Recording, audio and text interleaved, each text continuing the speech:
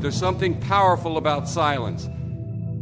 Not the silence of fear or surrender, but the kind of silence that comes from strength when you know who you are and you don't need to prove it to anyone. Especially when you're dealing with people who don't respect you, even your own family, silence can become your greatest weapon. You see, when people think they can tear you down with their words, with their attitude, with their disregard, they're expecting a reaction. They're expecting you to break, to lash out, to fall apart so they can justify the way they treated you. But when you don't give them that reaction, when you remain still, when you let your silence speak, it unsettles them more than your words ever could.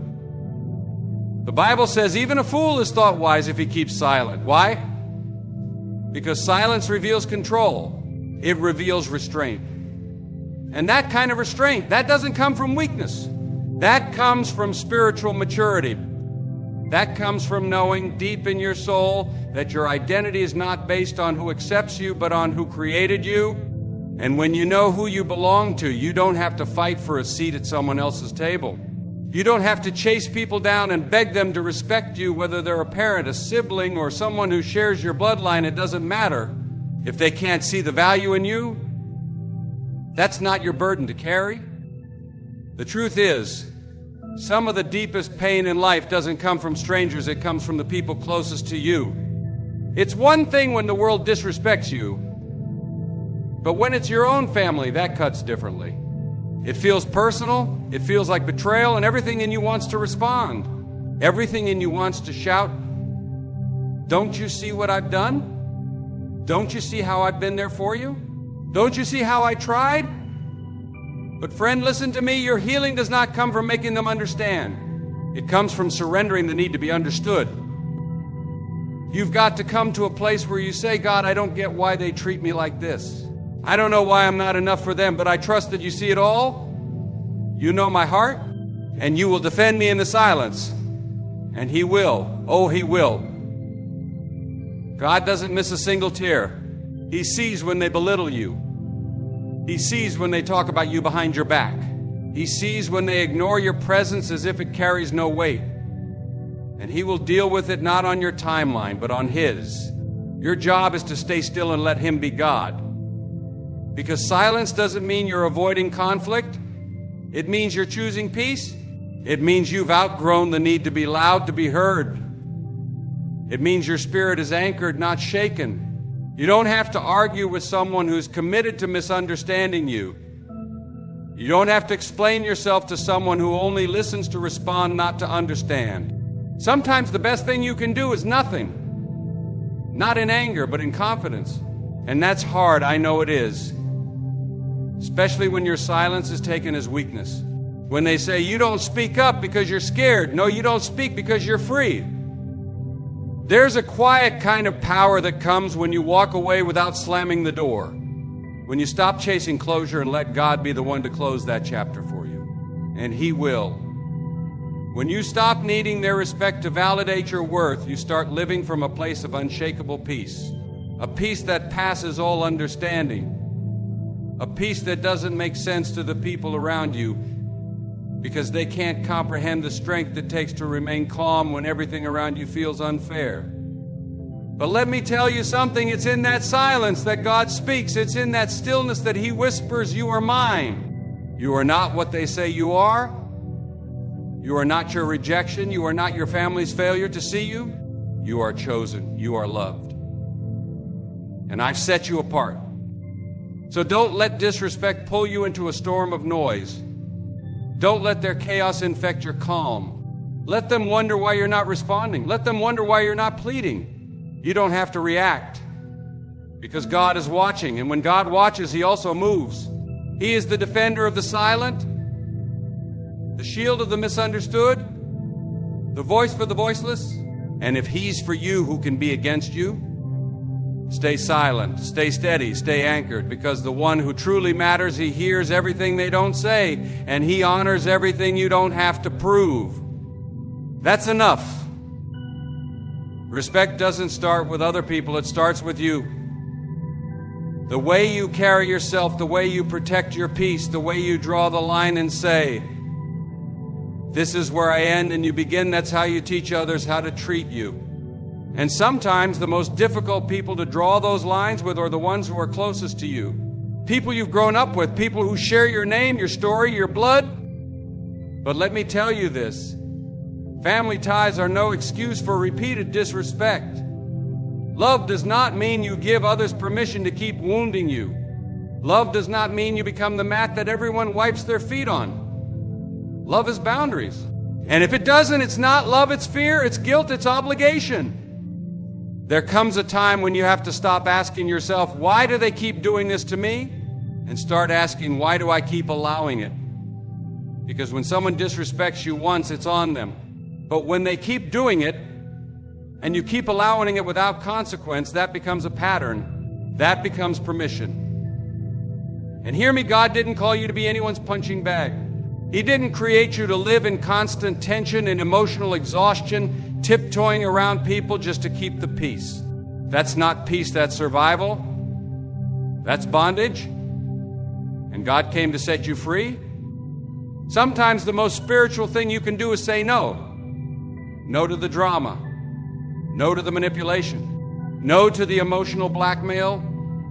No to the guilt trips dressed up as family values. And I know what you're thinking. But if I pull away, they'll say I'm selfish. They'll say I've changed. Good. Let them talk. Let them say what they will, because you have changed. You've grown. You've come too far to keep shrinking to fit into places you've outgrown. Boundaries don't make you bitter. They keep you from becoming bitter. They don't mean you hate someone. They mean you love yourself enough to protect your mental, emotional, and spiritual health. And when you draw those lines, not everyone's going to like it. But the truth is, their discomfort doesn't mean you're doing something wrong. Sometimes it means you're finally doing something right. God will never ask you to sacrifice your sanity for someone else's comfort. Yes, He calls us to forgive, to love, to extend grace. But forgiveness doesn't mean access. Grace doesn't mean you let them walk all over you. And love, real love, tells the truth. Real love says, I can no longer allow you to keep hurting me just because we share a last name. Real love doesn't hide behind silence. It speaks with clarity, with kindness, and with firmness. And sometimes it says, I love you, but I can't continue like this. You see, when you set boundaries, you're not being cruel, you're being clear. You're saying, this is what I need to feel safe. This is what I need to be whole. This is what I need to walk in peace. And when someone truly loves you, they won't see that as rejection. They'll respect it. But if they don't respect it, if they get angry when you draw a line, that just means they were benefiting from your lack of one. Some of you have spent years trying to earn respect from people who are committed to disrespecting you. You bend over backwards. You do everything they ask. You shrink yourself. You silence your voice. And still, it's not enough. But let me free you from that burden. No matter how much you do, you will never be enough for someone who refuses to see your value. That's not your fault. That's their blindness. And your job is not to fix their vision, it's to protect your soul. You have to come to a point where you stop chasing people's approval and start honoring your own worth. Where you say, I will no longer participate in my own disrespect. That's not pride, that's stewardship. That's honoring what God placed inside of you. That's walking in dignity. And when you start doing that, when you set those boundaries, when you stop apologizing for requiring respect, you'll find a new level of freedom, a peace you didn't know was possible. Because when you respect yourself, you start attracting relationships that reflect that respect. People who honor you. People who listen when you speak. People who don't make you feel like you're too much or not enough. People who love you for who you are not, who they want you to be. And yes, it might mean you lose some people. It might mean the circle gets smaller. But let me tell you, peace is better than popularity. Dignity is better than being liked. And God will always replace what you lose in obedience with something greater in purpose. So draw the line, hold the line, not in anger, but in love, not out of spite, but out of strength. And don't ever feel guilty for respecting yourself enough to walk away from what breaks you. That's enough. Love is one of the most beautiful gifts we can give and receive in this life. But love is not a license for anyone to mistreat you. Sometimes the people closest to us, the ones we call family, love us in their own way, but they don't respect us the way we deserve. And that can hurt deep, because love is supposed to build us up, not tear us down. But here's a truth that can set you free. You can love people without letting them break you. You don't have to stay in a place where you are constantly hurt just because you love them. Sometimes love means stepping back, stepping away, protecting your heart, even if it means loving from a distance. It's hard to hear, I know, especially when it's family and you're taught to stand by your blood no matter what. But standing by doesn't mean standing for everything. It doesn't mean you have to let the disrespect slide or let the pain go unaddressed. You can care deeply about someone and still say, I can't keep letting you treat me this way. Loving someone doesn't mean giving them a free pass to walk all over your dignity. Love that destroys you is not love, it's a chain. And God did not call you to be chained by someone else's inability to respect you. Sometimes the kindest thing you can do for yourself and for them is to love from a distance. To say, I'm stepping back so I can heal, so I can grow, so I can be the person God created me to be. Loving from a distance doesn't mean you've stopped caring. It means you're choosing to protect your heart. Because the truth is, you cannot pour from an empty cup. You cannot give love freely when your own soul is being drained by constant disrespect and hurt. I want you to understand that this kind of love, this protective love, is not selfish. It's survival, it's wisdom. When someone refuses to respect you, no matter how much love you give, you will only find yourself broken over and over again. And that's not what God wants for you. He wants you whole, healed, strong. He wants you to walk in peace, even if that means walking away from toxic relationships. Loving from a distance also gives space for change. Sometimes people need to see the consequences of their actions before they understand the damage they've caused. When you remove yourself from constant harm, you're not punishing them, you're giving them the chance to reflect, to repent, and to grow. But don't hold your breath waiting for change. Sometimes the people we love don't change, and that's their choice, not yours. Your responsibility is to love wisely, love with boundaries, love with courage. Because when you don't protect your heart, you risk losing the very thing that love is supposed to nurture, your peace. And peace is priceless. Peace is a gift from God that no one has the right to steal from you. There is a difference between love that saves and love that enslaves. Love that saves builds you up, lifts you, encourages you to be better. Love that enslaves drains you, diminishes you, makes you question your worth. If the love you're receiving leaves you feeling small, invisible, or disrespected, then it's time to reevaluate. And sometimes reevaluating means creating distance, even if it's painful. You don't have to justify your need to protect yourself. You don't owe anyone an explanation for preserving your peace. And when you love from a distance, you're not closing the door forever. You're simply stepping back until the day comes when respect can be restored. And if that day never comes, that's not a failure on your part. That's a lesson learned. That's wisdom gained. Remember, God's love for you is perfect and unchanging. He loves you fiercely, tenderly, and with a respect that never falters. And He calls you to love others, but never at the cost of your own well-being. You are worthy of respect, worthy of love that honors you, and worthy of relationships that bring peace, not pain. So, love them with all your heart, but don't let them break you. Protect your heart with courage and grace. Walk in freedom, knowing that loving from a distance is sometimes the greatest act of love you can offer, both to yourself and to those who don't yet know how to respect the gift of your presence. That's enough. Sometimes the hardest thing to do when faced with disrespect, especially from those closest to us, is to forgive. Forgiveness isn't easy. It's not a quick fix or a simple choice. It's a process, a journey, and sometimes it feels like a mountain too steep to climb. But forgiveness is not about forgetting what happened or pretending the hurt never existed. Forgiveness is about freeing yourself from the prison of bitterness and anger. It's about choosing peace over pain, healing over hatred. You might say, but how can I forgive when they don't even apologize? How can I forgive when they keep hurting me? That's a good question. And the answer is not to wait for an apology that may never come. Forgiveness is not contingent on someone else's actions. Forgiveness is your decision. It's your way of saying, I refuse to be held hostage by resentment. I choose to release this burden so I can move forward. Holding on to anger only keeps you chained to the past. It keeps the wounds fresh, the pain alive. But forgiveness breaks those chains. Now, I'm not telling you to let people off the hook or to pretend everything is okay when it's not. Forgiveness doesn't erase justice. It doesn't mean you have to keep the same relationship or trust again right away. Forgiveness is for your own soul's sake. It's a gift you give yourself so you don't carry the heavy load of hate and hurt. Think about Jesus on the cross. He forgave those who wronged him, even as he suffered.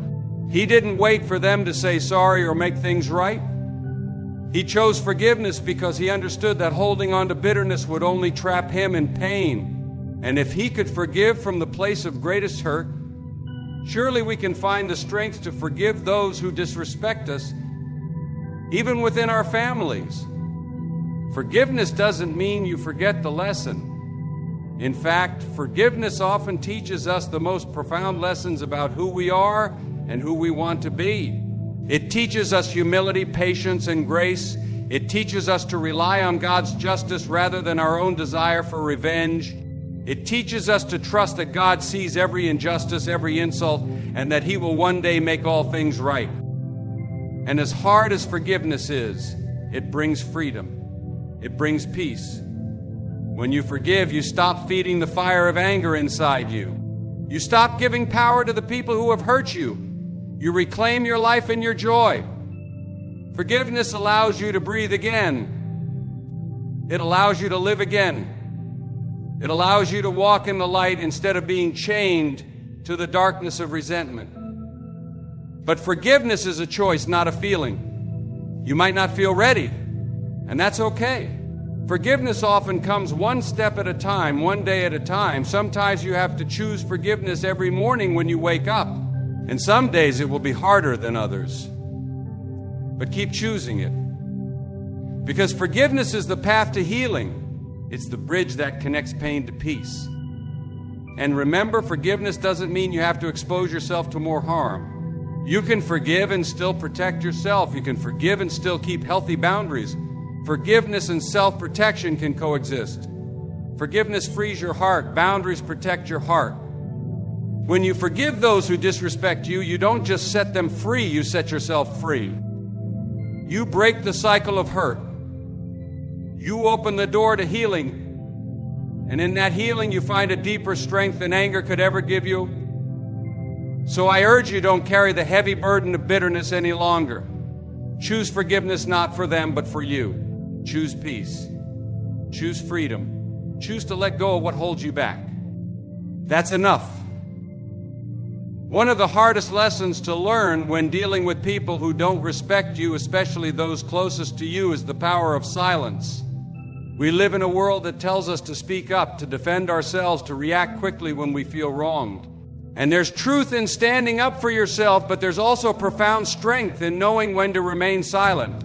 Silence isn't weakness. Silence isn't submission. Silence can be a fortress, a place of peace, a way to protect your heart and mind from needless battles. When someone disrespects you, your first instinct might be to respond maybe with anger, maybe with words meant to hurt back, maybe with an attempt to explain or justify yourself. But often, reacting gives power to the disrespect. It fuels the fire.